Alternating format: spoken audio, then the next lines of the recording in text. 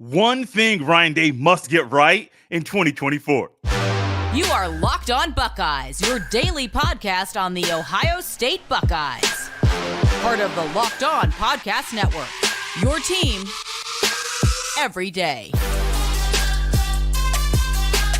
Happy New Year, Buckeye fans. I hope you enjoyed bringing in the new year with your family and friends and did it in a safe way. Welcome everyone to a Monday edition, the first episode of Locked On Buckeyes in 2024 here on Monday, January 1st in this new year. I'm your host, Jay Stevens, also the host of the Jay Stevens Podcast. And today's episode is brought to you by FanDuel. Make every moment more. Right now, new customers get $150 in bonus bets with any winning $5 moneyline bet. It's $150 if your team wins. Visit FanDuel.com/lockedon to get started. We are always looking for ways to alter some things in our life in a new year. Maybe you're a person that makes New Year resolutions, or maybe you say, no, not a resolution, but something that I want to keep as a part of my life, not just over the next couple of months or next 12 months, but for the next 10 plus years. The new year is a great time to, in our minds, kind of shift some things. Well, for Ryan Day, he needs to shift some things and get a few things right in 2024. And the one thing and the main thing Ryan Day must get right in 2024 is the quarterback position. Because if not, the 2024 could end like the previous two seasons did, but also number two, Ryan Day might not be the football coach in Columbus anymore. I think it's that simple. Now, you may want to say, Jay, recently we discussed and talked about Ryan Day, and you said, no, it's not time to move on from him. But I also made a comment saying, yeah, but next year could be that time where Ohio State moves on from Ryan Day. And I made that statement. And then the Cotton Bowl happened. And then you had that game plan against that Missouri team with those football players deciding at the last minute, 2 weeks before the game, oh, let's change a very important part of our offensive line, make two changes, and think that's the right game plan. And even when it's not working, you go out and say, oh, we're not going to go back to what worked during the season. It doesn't make any sense. So the game plan got in my head, but really, Ryan Day has not coached himself well enough to overcome another season like what the Buckeyes had this year. This season on offense was not on Kyle McCord. And if anybody comes out here and says this is on McCord, McCord messed up, McCord is a reason for the offensive issues that Ohio State had in 2023, I'm going to push back on that and say, look in totality to what the offense was this year. Look at what Kyle McCord did this year. And I'm going to defend Kyle McCord every single second. Was he perfect? Absolutely not. Has there been a perfect quarterback at Ohio State? Once again, no. But one thing Kyle McCord did, he worked with what was right in front of him, didn't have a consistent running game, had some offensive line issues early in the season, had receivers that at times were dropping passes. Yeah, he had slow starts, but Kyle McCord did a good job of being the Buckeyes quarterback. So the offensive issues at Ohio State this year, I'll say it again because I said it before, but sometimes you got to say it multiple times for emphasis. They were not his fault. The things we saw in the Cotton Bowl, some of those were on Ryan Day. I cannot try to change it. And if the Buckeyes want to go and be a better football team next year and beat the team up north and win the Big Ten championship, which will be a whole lot harder to win, and to make the 12-team playoff, which you would say, yes, you're Ohio State, you're going to do that. But in a tougher Big Ten, it's not all set in stone and automatic that the Buckeyes will make that group of 12. Think about this, though. If you want to be one of the upper echelon teams in the sport, what do you have to get right? The quarterback position. Let's think about the four playoff teams right now. Quinn Ewers or Kyle McCord. Michael Penix Jr. or Kyle McCord. Jalen Milroe or Kyle McCord.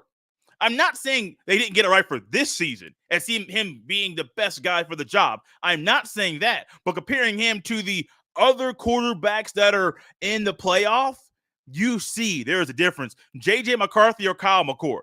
I'm not going to sit up here and say that J.J. McCarthy has a future of being an NFL quarterback. I don't think that at all.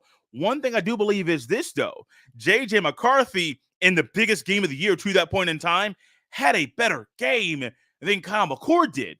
So even though Kyle McCord has a better arm and has more stats in different areas than J.J. McCarthy, what do we find? In that game, who stepped up in a big way? McCarthy over McCord.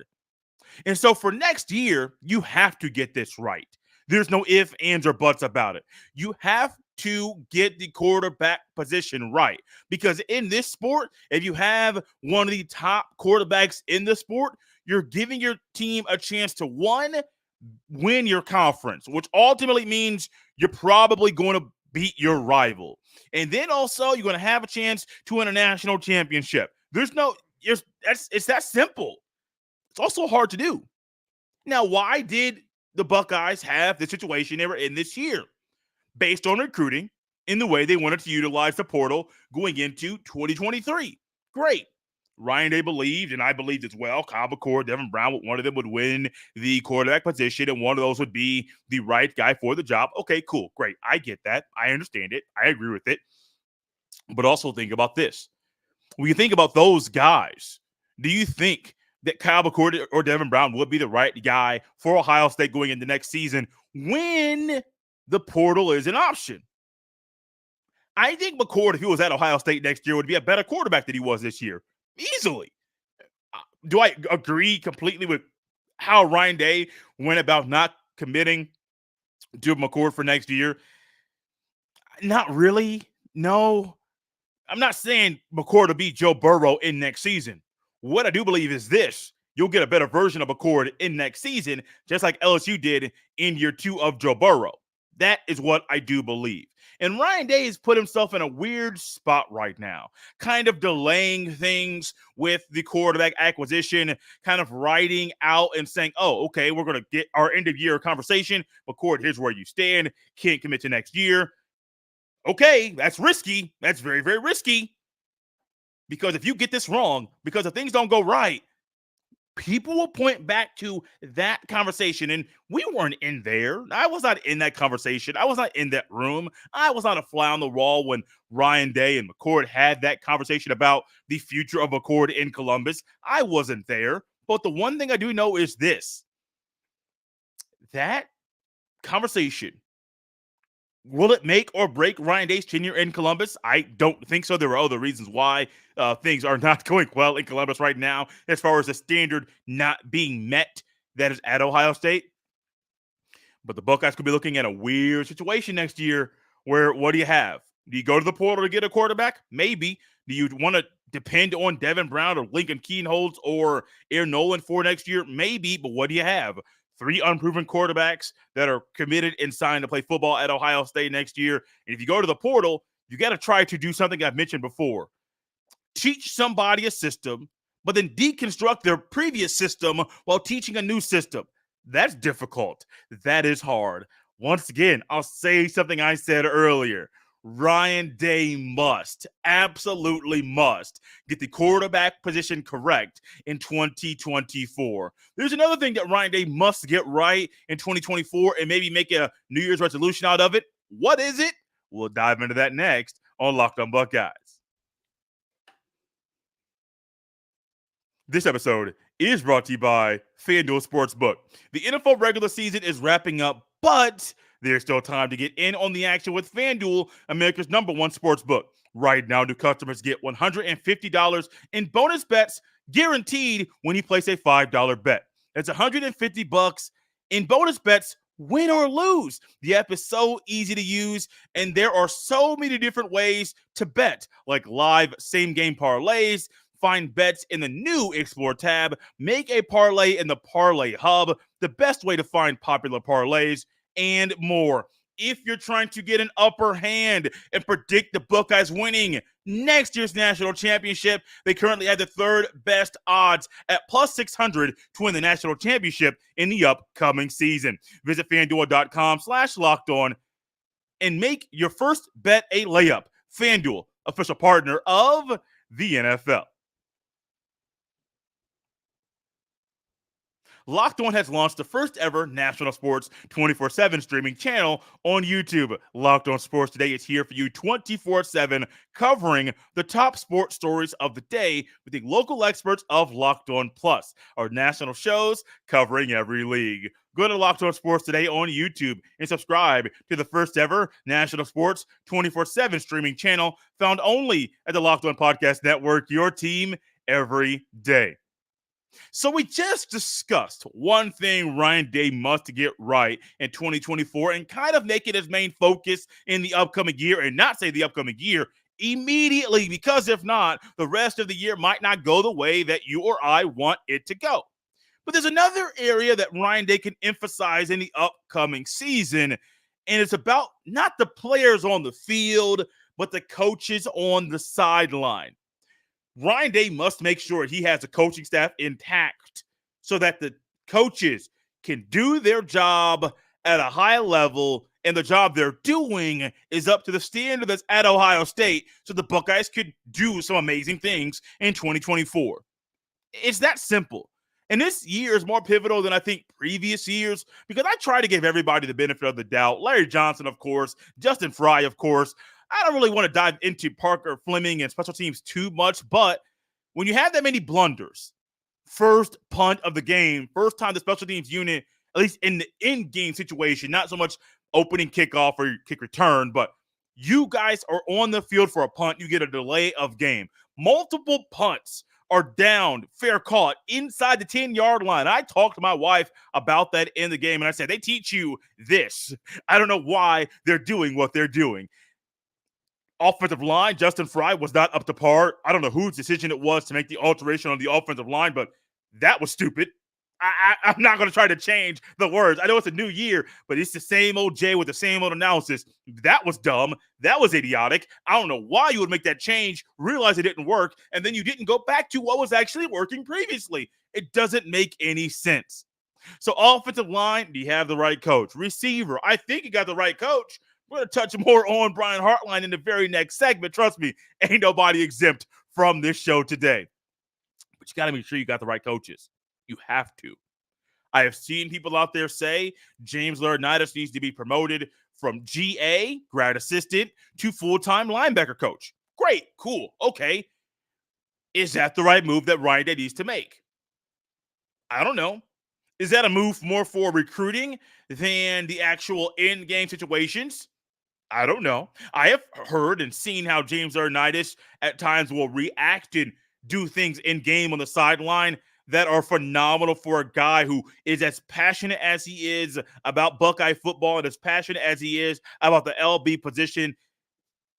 It makes a whole lot of sense, but is that the right move? I'm not here to say yes or no. I don't have enough intel, and I don't have, not so much intel, I don't have enough knowledge about what James Laurinaitis is as a coach. I understand the recruiting aspect, but is as a coach to say, oh, yes, this is the move Ohio State needs to make. But I do think there are some coaching areas that the Buckeyes definitely need to realize and figure out. Is this what we want? Not for the future, but for the next 12 months. Think about this. I'm going to lay them out for you here really quickly. Hartline, I think, is safe. Not going anywhere. He's fine, a receivers coach. Offensive line, Justin Fry, he might not be safe. What we saw there was not okay. Coach Key and tight ends, he's fine. He's absolutely fine. But also, I'm going to touch on him in the very next segment as well. Running backs, Tony Alford, I think he's fine. I don't understand why these guys have been hit with the injury bug as much as they have been. What he got out of Travion Henderson this year in the latter part of the season, and even in the bowl game in the Cotton Bowl, where he is running with an intent and purpose that he had not ran with previously during his previous 2 seasons at Ohio State, even this year when he was before he got injured and knocked out for a few games. That is phenomenal. I do believe and have a great belief in Dallin Hayden and maybe Travion Henderson in next season. At the time of this recording, Henderson has not declared for the NFL draft. He has not declared what he's going to do for next season. And Dallin Hayden does not enter the transfer portal if that is something that he is currently thinking about right now. So time of recording this, that is where we currently stand. On the defensive side of the ball, I think Jim Knowles is fine. I believe he signed a 2-year deal when he first came to Ohio State. That deal is up. I do think he'll get a 2-year contract, maybe 4-year contract, a new one coming up. I mean, you want to pay him what, 2.2, 2.3 million? Maybe, because honestly, that defense, if it wasn't for Ohio State's defense on Friday night in the Cotton Bowl, Ohio State would have lost the game by an extremely wider margin than they did. And now we're having a conversation about what happened in that game in a bigger and more worse landscape and big picture than we currently are. On defense, I like Larry Johnson. I understand what he is. Even talked to a brother of a recruit who played defensive line, who's currently in this cycle, who committed to Oklahoma. And his brother said, yeah, it's Ohio State, it's this, but it's Larry Johnson, he's a GOAT. And this guy who I was talking to played football at BYU. So he's not only one that's saying, hey, I know from what my brother was telling me about Ohio State and Larry Johnson, he played the sport on the offensive line at BYU and realized, hey, Larry Johnson's reputation around the country is one of the best D-line coaches there is. I don't know what's happened over the past 3 or 4 years to where things are the way that they are on the defensive line, but you got to realize, is this what you want? If it is, cool, keep him. If you want something better, you have to move on from him to accomplish your goal.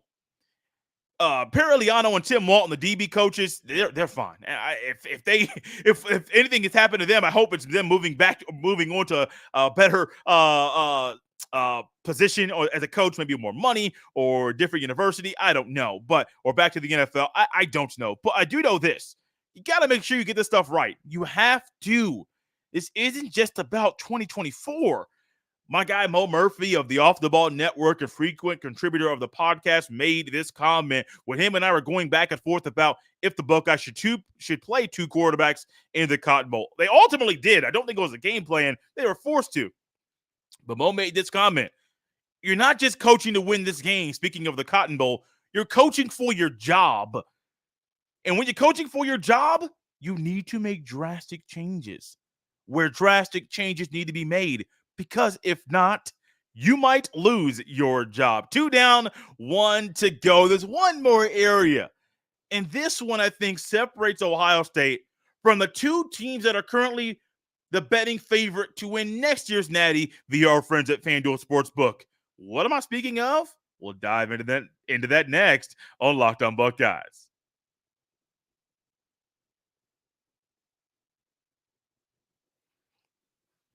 I really, really hope you guys are looking forward to watching the playoff games today. The game between Washington and Texas in the Sugar Bowl later this evening and this afternoon, middle of the afternoon, more so early evening. I believe it kicks off at 5 p.m. The Rose Bowl between Alabama and Michigan. If you want to know what my picks are, and I'm going to save them for later in the show. And really wasn't expecting to do this now. I got Texas. The defensive front is too good. It's so good. So good. And as good as Washington is with Michael Penix in that phenomenal trio of receivers, I got Texas winning this one. Oh, and there's 2 words I don't normally like saying, but they're in me right now. Roll Tide. I ain't picking Michigan to win this game, and I think Michigan's a really good football team. Don't get me wrong. But the coaching job that Nick Saban has done this year needs to be praised. Jalen Milroe being a phenomenal quarterback. The offensive line issues early. They're not having those late in the season. Hey, I got Alabama and Texas in the Natty, and I'll save my Natty pick for end of this week, maybe early next week. 2 down, 1 to go. Well, last one is one that I do believe separates Ohio State from Georgia and Alabama, the 2 teams that are currently favored ahead of Ohio State to win the Natty in the upcoming season. You have to put an emphasis on player development. And like I said previously, if you don't, it's not only that. The season is going to end like 2022 and 2023 did, but also 2021, where you didn't make the Natty in either one of those seasons, didn't win a playoff game in either one of those seasons. But also Ryan Day might be up out of a job. Now, him being up out of a job, think about this. Ryan Day, phenomenal offensive mind. A guy that in the upcoming season, let's say he does lose his job, could easily go back to the NFL, could get a job as an OC, make millions of dollars, probably not 10 million like he's currently making at Ohio State, or 9.8, whatever it is that he's making at Ohio State.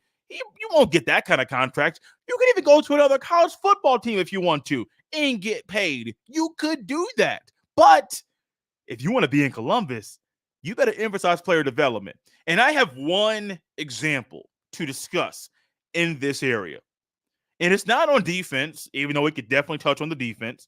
It's on offense.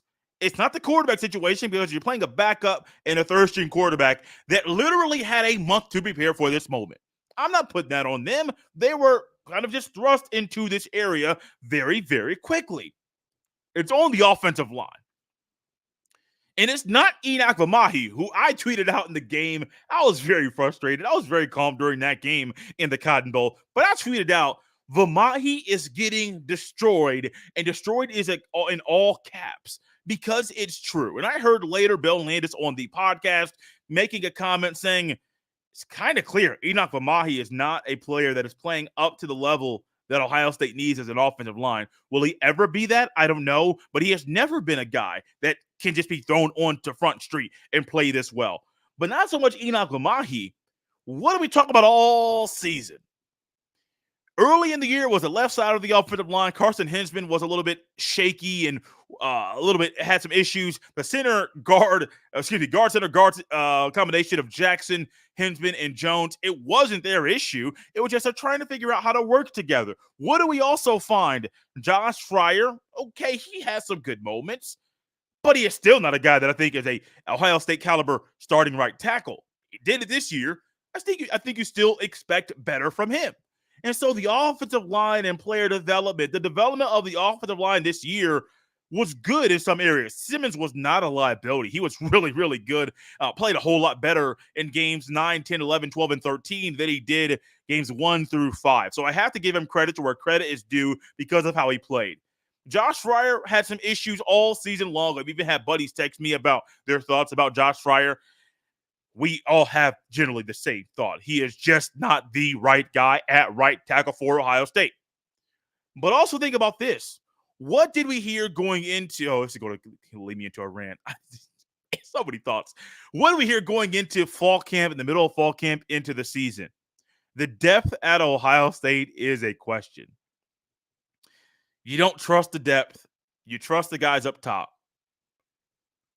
Why in the world is that the case at the beginning of the season? And why in the world in the season, during practice, are you not doing things to develop guys during the season? Oh, wait, maybe you are. Maybe it's just not working. I am so confused by this is the same song and dance over and over and over by the Ohio State coaches. Ryan Day made this comment, and I went back and looked at some articles, and he made this in regards to post-game talks after the loss to Missouri in the Cotton Bowl. And you're going to hear this, and it's going to give you a sense of deja vu, because I got the same thing. Here's a quote from him in his post-game presser. Quote, "Everything's going to get looked at. If it's what helps Ohio State go reach our goals and win these games, then we'll make those changes. So got to really evaluate it the right way and make sure I'm doing it the right way and do what's appropriate and what's best for the program," end quote. Why in the world is everything in a reactionary measure and not being proactive to make sure that in these moments you're not making the same comment and statements over and over and over? It doesn't make any sense at all. You're in year 5 of Ryan Day, and we're hearing this same thing over and over and over. I think it was last year. I don't think we heard it as much this year, but I remember last year when things didn't go right, things didn't go well, the defense is getting gashed. What was the thought? You got to go back and look at the film to figure out what happened. And that wasn't just game 1, game 2. Like, I understand early in the season, you definitely have to look at the film, and a lot of that is coach speak. Games 8, 9, 10, got to go look at the film. Got to go look at the film. At some point, why can't we just get a coach that's honest and being like, hey, maybe our guys just aren't able to do the things we're asking them to do? Saying that's going to be a whole lot different than what you would normally get out of Ryan Day. But at some point, you got to realize saying the same thing over and over and over kind of makes you look a little bit silly because you're reactionary. You're doing things after the fact, and things could have been done beforehand, being a little proactive to make sure that your team is better prepared, you're better prepared, and you have to, as a coach, last thought, got to get off this soapbox, you have to be prepared as a coach for things that you don't see on film. Isn't that coaching one-on-one? Well, maybe not one-on-one, but that's really elementary stuff as a coach, especially at this level.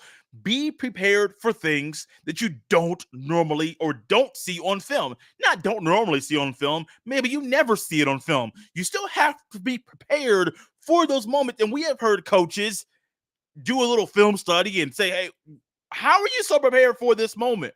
Well, we had our film guy go back and look at something from Jim Harbaugh when he was back at Stanford. He said, Harbaugh used this in this moment.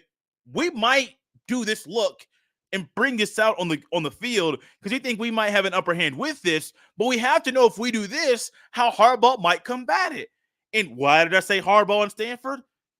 Because it's been a long time since Harbaugh's been at Stanford. But what do we know? We realize there are things that happen in football that coaches pull out that they haven't used in 5+ years. That's just the nature of the beast. You got to be prepared for things that you don't see on film with the current team, because if not, you might look foolish when you make comments like this over and over and over. I hope your day is a lot more enjoyable than the way that the Buckeyes ended their last game in 2023. You can follow me on X, formerly known as Twitter, at jstevens07. Send all of your emails to jstevens317@gmail.com. Also, head over to Locked on Buckeyes on the Instagram. Going to start putting some reels out there. Also going to do some more YouTube shorts to try to expand the scope and the reach of this podcast as well. So definitely everything will be linked back to the YouTube, back to the audio platforms. You can listen to the show every day, Monday through Friday. Also, another thought, let me know. There will be times we'll be sprinkling in some basketball conversation, but will not be in our regular Monday through Friday regular length shows. There will be times where we do some not live shows after basketball games, but there will be some reaction pods after Ohio State basketball games. Ohio State over the weekend beat West Virginia in overtime. The game was played at a neutral site in Cleveland. Congratulations to the Buckeyes. That was a really good game, really hard-fought game. Poor shooting by both teams in the first half. Changed things in the second half, and defense and Roddy Go Jr. having a career day really propelled the Buckeyes to victory there. Also, women's basketball team at Ohio State got a commitment from the number 3 team number 3 player. She's not a team by herself. Number 3 player in the country. Congratulations there as well. We'll definitely touch on and sprinkle some more basketball conversations in here. There'll be extra pods because you're not going to deviate and get away from what Buckeye fans love. That is Buckeye football. We're out of here on a Monday, the first day in 2024. We'll see you next time.